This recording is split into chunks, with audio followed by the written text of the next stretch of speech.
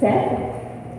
Isso tanto a dignidade da pessoa humana, né, na esfera administrativa, que é o inquérito policial, na judicial, que é o processo penal que nós estamos tratando aqui. Então, assim, a regra é a inocência e a exceção é a culpa, é a condenação, que é o que o doutor trouxe aqui, em outras palavras, que seria, na dúvida, absolve o réu. Porque o doutor trouxe que ele conhece muitos e muitos casos e realmente isso acontece, tá? Quando você chega dentro de uma unidade prisional, você se depara com inúmeras histórias de inocentes.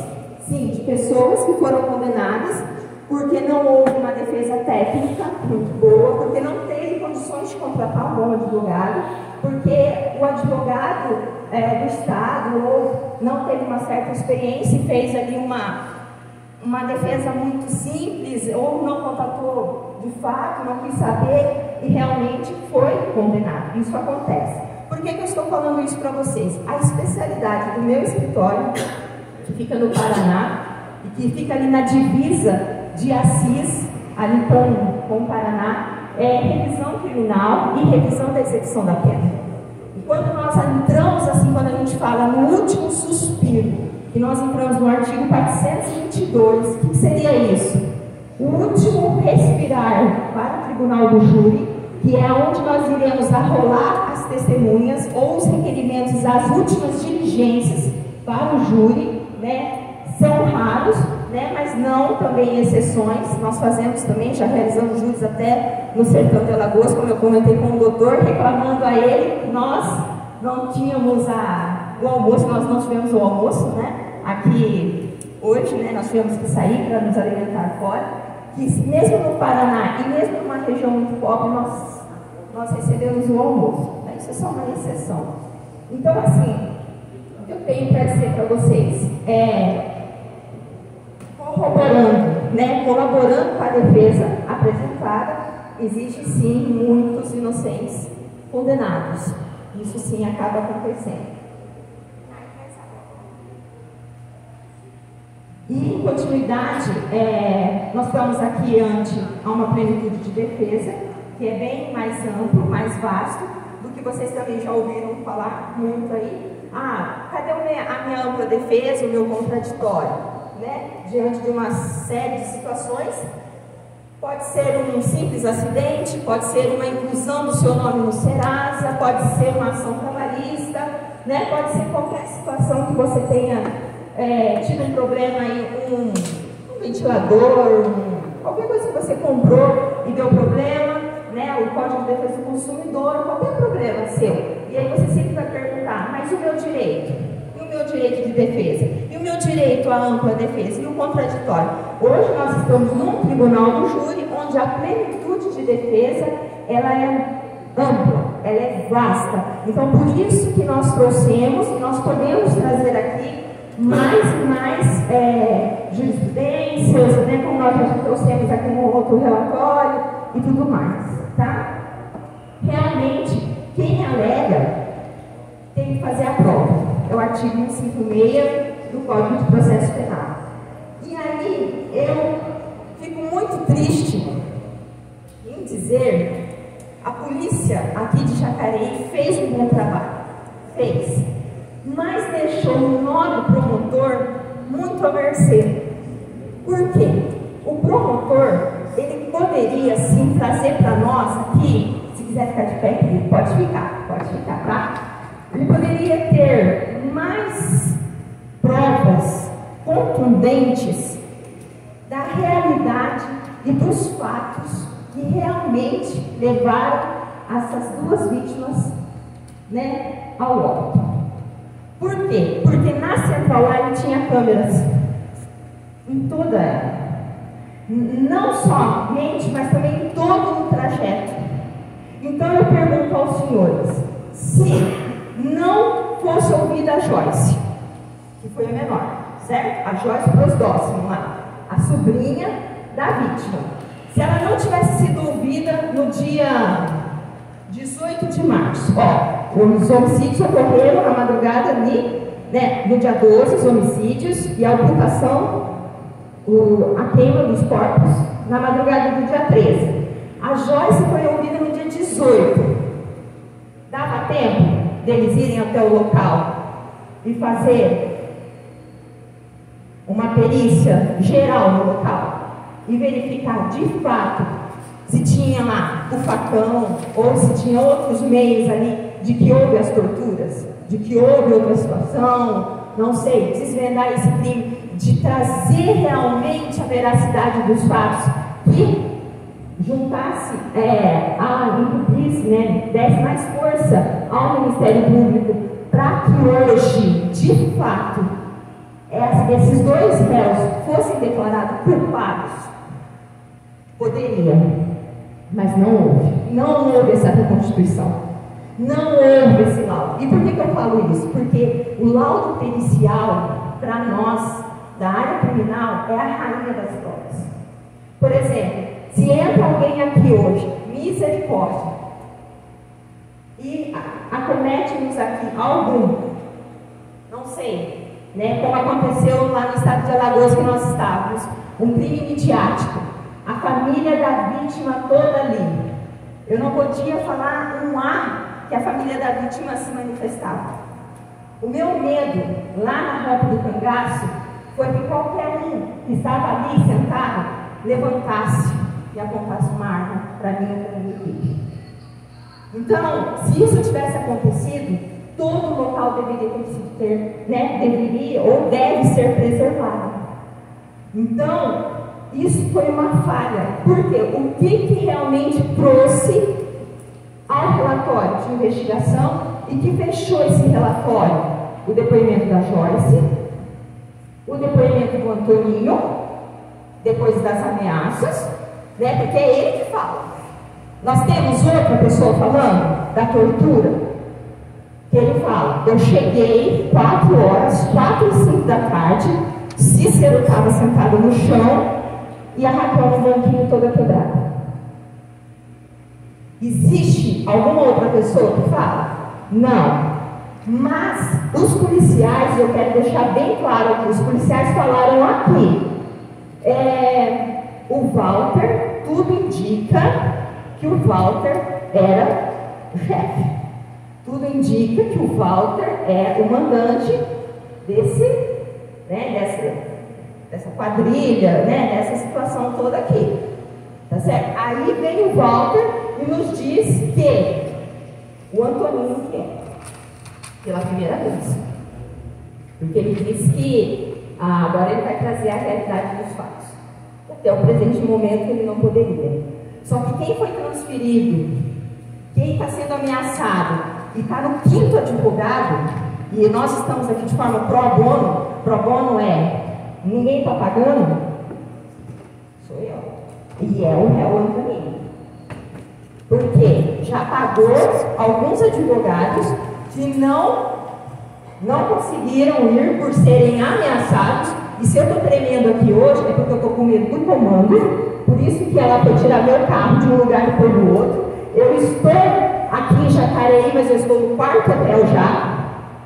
Porque eu não sei se a polícia está fazendo a minha escolta ou é a milícia que está na porta do hotel. Então é isso que eu tenho para mostrar para vocês hoje. Entendeu? É por isso que eu estou nervosa hoje o tempo inteiro. Porque eu não costumo ser assim. Eu tenho meu escritório tem mais de 600 casos criminal, entre São Paulo, Paraná e outros estados.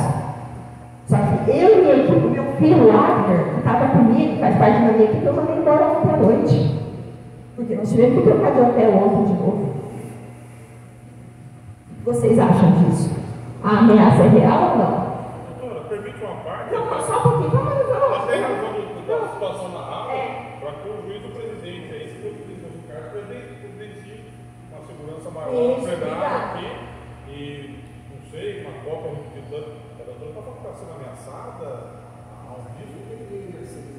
Não, mas é. Não, aqui não, doutor, mas é o 4º hotel que nós estamos. A doutora está tremendo aqui, não sei, para a segurança de todos aí.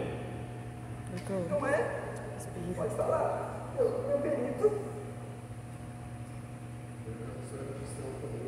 Sim.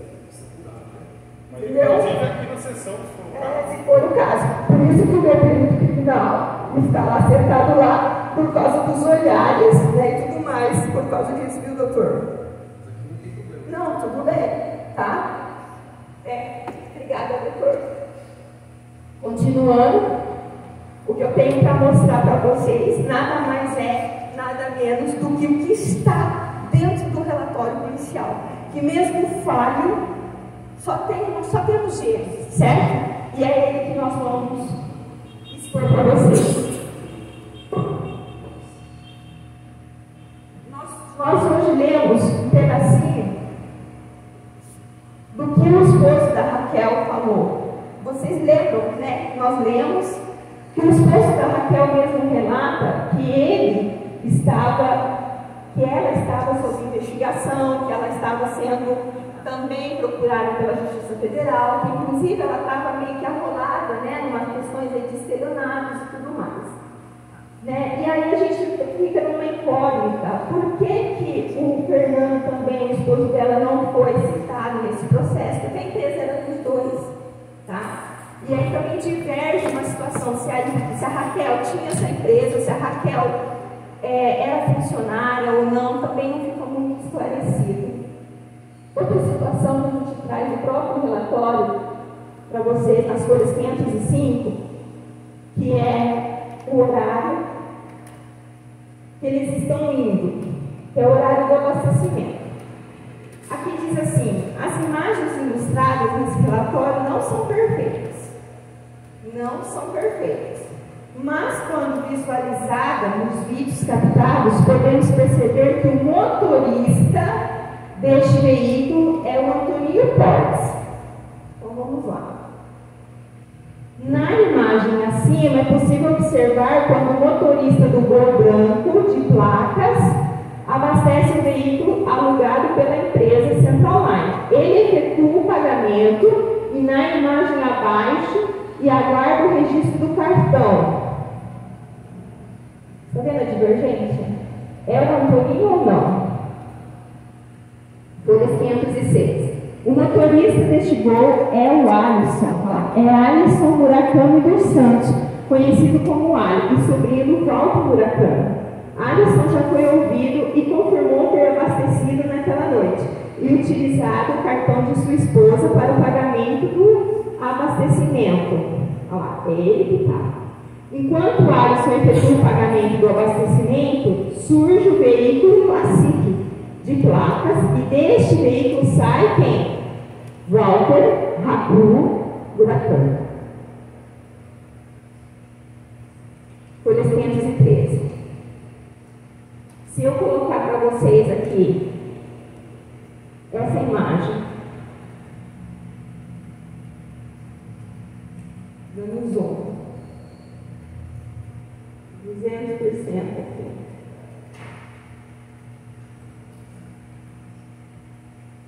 Quem vocês reconhecem dentro desse carro aqui?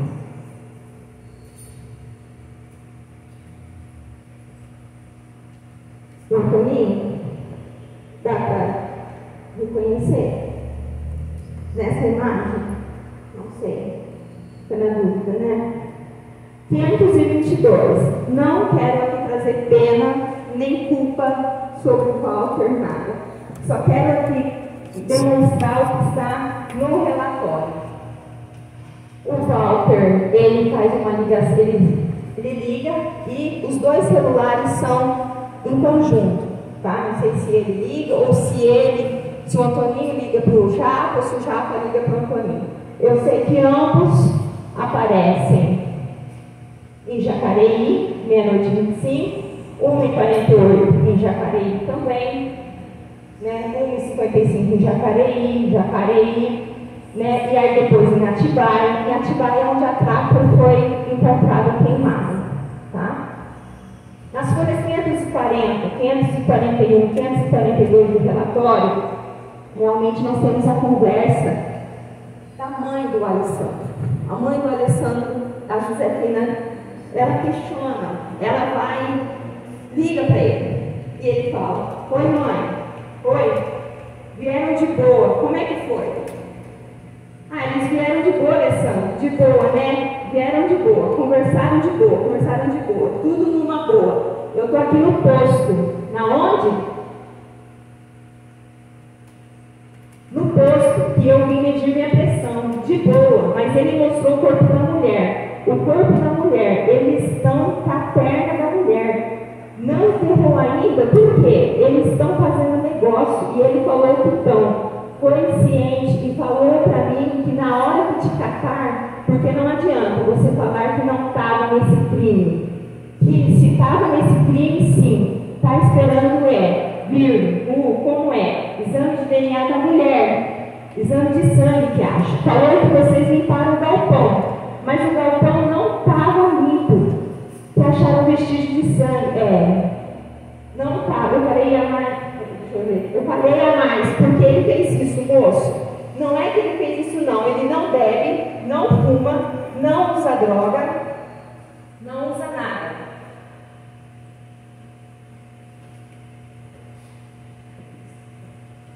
Ele não usa nada. Ele falou, foi a ganância por dinheiro. Daí ele falou que a mulher também não prestava, que você matou. Que a mulher não prestava também, que é da mesma laia. Mas não justifica ter feito isso. E falou que mostrou o papel do dia que você foi preso. Você e o Marcelo. Falou que só queria que você fosse lá para dar um depoimento. Que você não está ainda procurado. Mas o outro já falou, não tem como lhe dar depoimento. A gente já sabe que foi ele. Aí a Josefina continuou. Quantos carros tinha? Quantos carros tinha? Estava perguntando quantos do policial. Então, Alessandra, se eles falaram que o China, ele mostrou a foto do China, mostrou a foto de 2 mulheres, mostrou a foto de um japonês com a cara manchada. O Alisson, cara manchada e 2 mulheres. Falou que a mulher que morreu não era boa gente, mas que vocês não deviam ter feito isso. Daí eu falei, o Alessandro não estava nesse dia, não sei quem tem. Tentei explicar, mas ele falou, não tem mais jeito, que deixaram vestígio de sangue. Mostrou uma foto sua, que você está com uma camisa branca.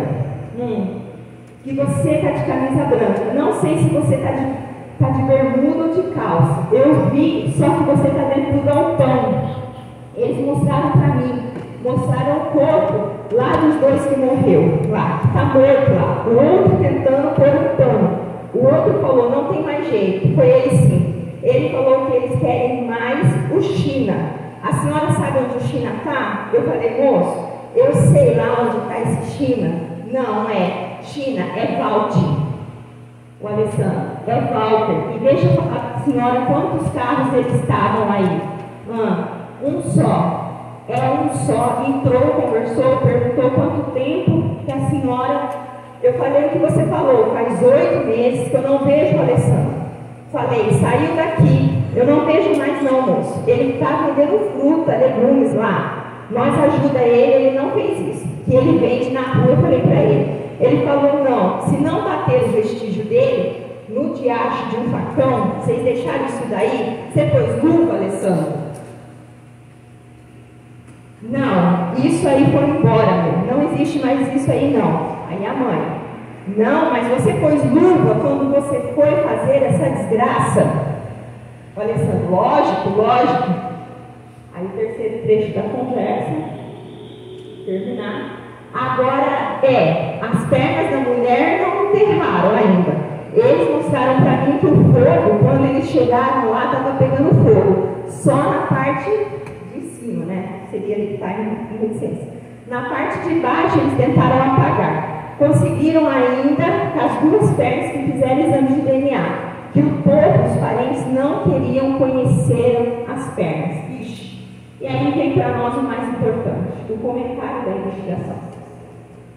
Durante o primeiro trecho da conversa entre Josefina e Alessandro, é possível perceber que Josefina não demonstrou nenhuma reação de espanto quando observou as imagens do crime praticado pelo filho, bem como tratou o modo de entrar em contato com Alessandro para contar como foi a conversa e alertá-lo de que as investigações apontavam evidências de sua participação no crime. Do segundo trecho da conversa. Durante o segundo trecho da conversa, Josefina alerta Alessandro que os policiais têm as fotos de todos os aliados de Alessandro, inclusive do China, Walter ou japonês. Novamente, sem demonstrar nenhum espanto ou desconhecimento, diz para Alessandro que lhe foi mostrado os corpos das duas vítimas e afirma para seu filho, que falou para os policiais exatamente o que haviam combinado, que não via Alessandro já fazia uns 8 meses. Na sequência, desconfiando que Alessandro tivesse deixado vestígios de sua participação no crime, Josefina pergunta se eles tinham deixado a arma do crime, facão, no galpão. E este, por sua vez, afirma que não tinha mais isso não, que isso já tinha ido embora. Novamente, Josefina questiona se Alessandro teria utilizado luvas no cometimento deste crime. E Alessandro, sem titubear, responde: lógico, ficando assim evidente sua participação nesse duplo homicídio. E aí aqui vem o que nós também já apresentamos hoje para vocês, que eu venho só reprisar. Andressa Amasa, namorada do Antoninho Portes, durante a época dos fatos, vem conversar com o Xande, primo dele, logo após a prisão e a busca e apreensão na residência deles. Andressa: Xande, daqui a pouco eu te dou um toque de novo, se eu ficar sabendo de alguma coisa. Eu vou ligar para o Teto. Teto ou Teto, né, é o Alessandro. Porque eu vou falar para o Teto que se ele não se entregar, ele está fudido. Porque ele não fez nada, o Toninho não fez nada. Quem matou foi o Pedro. Mano, que ódio, eu não estou acreditando. Alexandre, mas ele fica andando com os caras errados, Andressa. E o comentário da investigação. Essa conversa entre Andressa, Amasa de Antoninho e Xande, primo de Antoninho, ocorreu logo após o cumprimento de busca e apreensão que resultou na prisão de Antoninho. Logo que saímos do local, Andressa liga desesperadamente para os contatos de seu Amásio para avisá-los sobre a prisão de Antoninho. Neste trecho, pode ver que está em negrito, né? Isso aqui está no relatório, tá? Nesse trecho, em destaque, Andressa afirma para Xande, em alto e bom som, que quem matou o casal foi Pedro, identificado durante as investigações como sendo Alessandro. Cabe ressaltar que essa conversa reforça o que Andressa nos confidenciou informalmente durante as buscas em sua residência. E foi isso que eu pedi hoje para o policial dele. Ele não estava, né, com o relatório, e eu li para ele. Nas folhas 545 ainda é a Josefina. Nessa conversa, a Andressa, a Márcia, o Antoninho e o Xande, ambos conversam sobre o homicídio e afirmam que isso se aconteceu por causa de dinheiro, reforçando as nossas investigações que já apontavam. Aí um trecho de uma conversa entre o Xande e a Andressa novamente. Sabe o que eu acho?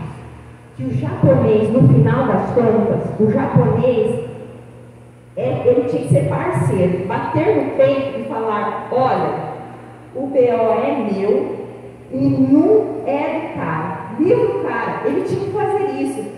A cara dele era fazer isso, a Andressa. Só que você acha que ele vai fazer? Vai nada. O Xande tinha que fazer, entendeu? A cara dele é essa. Aí o comentário da investigação. Essa conversa entre Andressa, a Márcia de Antoninho, e Xande, primo de Antoninho, demonstra que todos sabiam sobre o homicídio. E fica claro que o japonês é um dos principais articuladores deste.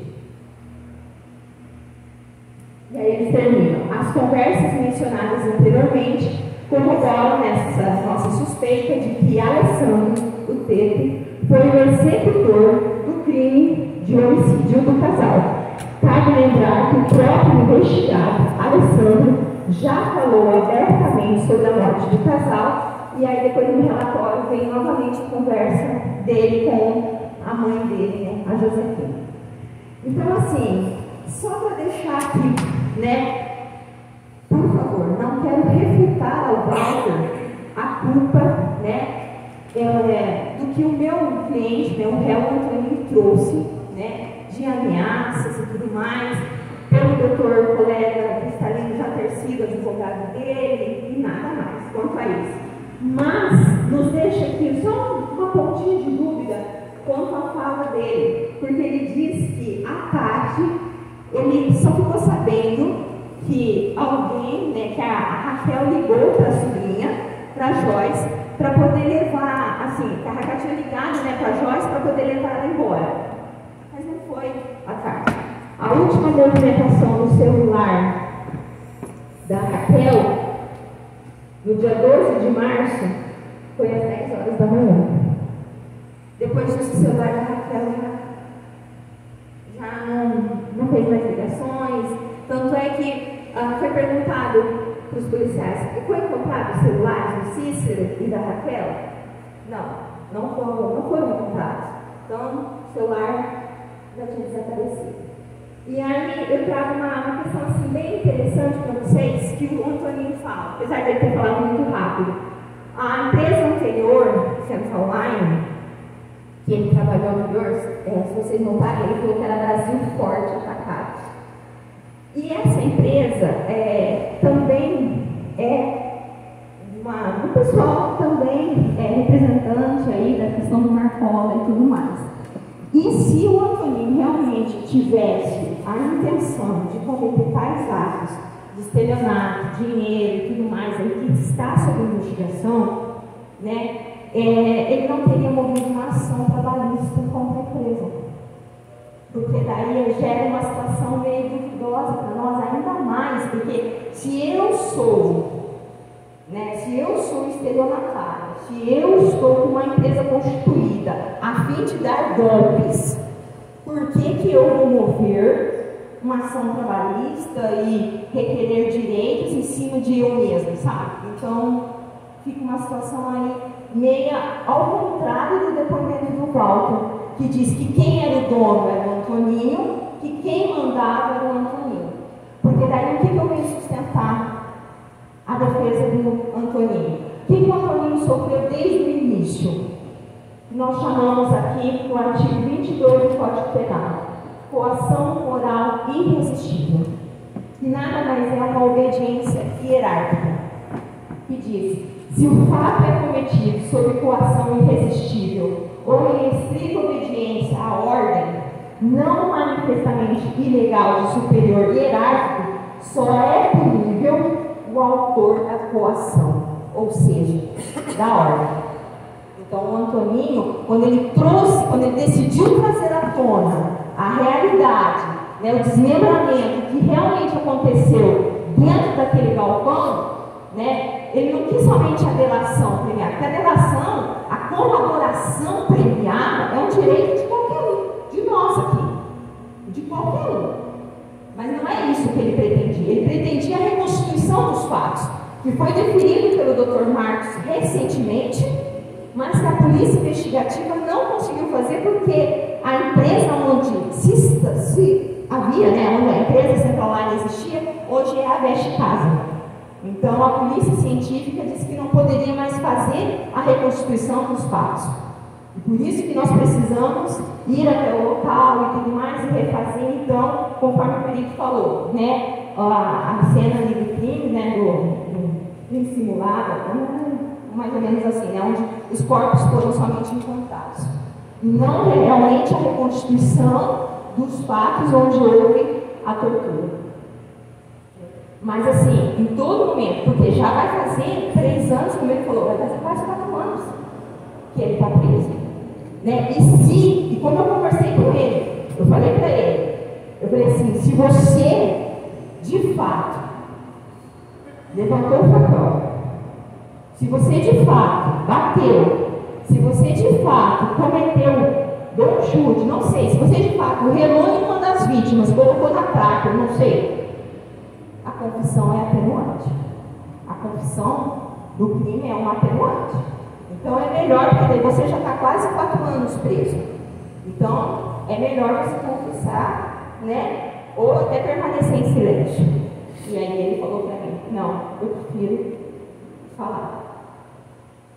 Então é o seu direito de falar. Então, eu trago aqui para vocês só pedacinhos aqui do relatório investigativo. Eu não sei se o doutor vai voltar para a réplica ou não. Vai, doutor. Não sei, doutor, vou esperar só terminar de falar. Eu acredito que não, porque eu não vejo que está, mas... Tá. Então, mas assim, então, corroborando, né, colaborando com a frase já, e a explicação da promotoria, do nome advogado, também do colega advogado, cabe a vocês analisar tudo o que aconteceu hoje, durante o dia, né, e assim, tem provas? Ninguém sabe. A realidade do que aconteceu naquele galpão, ninguém sabe. O que nós sabemos, de fato? 2 corpos encontrados, celulares rastreados, que eles estiveram, né, ali em Atibaia, onde o carro foi filmado, né? Depois nós tivemos o depoimento da Joyce, que reconhece o Antônio como quem levou ela até Suzano, que deu R$50, que as outras 2 pessoas, o Walter disse que o Alessandro não estava, mas ela reconhece o Alessandro como uma das pessoas, o Alessandro e o Rafael, uma das pessoas, ela fala que um tem uma tatuagem no pescoço e o outro tem uma mancha no rosto. Então, gente, isso é quase que impossível de não se reconhecer, né? Se ela diz que tem uma tatuagem de um saco de dinheiro no pescoço, o outro tem uma mancha no rosto. É o Alisson que tem a mancha no rosto. O Alisson, Então, assim, é meio que impossível, né? De não se reconhecer. É a mesma coisa de pegar e falar assim, não, eu sou parecida com tal pessoa, mas, né, a mesma coisa, falar assim, mas a doutora tem uma tatuagem. Tá, então uma pessoa que é parecida comigo não tem a tatuagem. Então, claro que não serei eu, porque não é a mesma tatuagem. Então, é meio inconcebível a tese, certo? Então, assim, eu quero que vocês analisem bem certinho e na dúvida, realmente, na dúvida daí, é melhor absolver realmente, porque nós não temos elementos suficientes que condenem, porque uma condenação de homicídio qualificado, não sei a caneta, a gente fala o peso da caneta do Dr. Marcos aqui, mas vai ser bons anos, né? E talvez aí bons anos, né? Além do que já está sendo cumprido, é uma vida que está sendo ceifada aí de uma família, né? E tudo mais, certo? Eu agradeço a paciência de vocês. Desculpa qualquer coisa, tá? O meu emocional hoje não está muito bem mesmo, tá? Obrigada.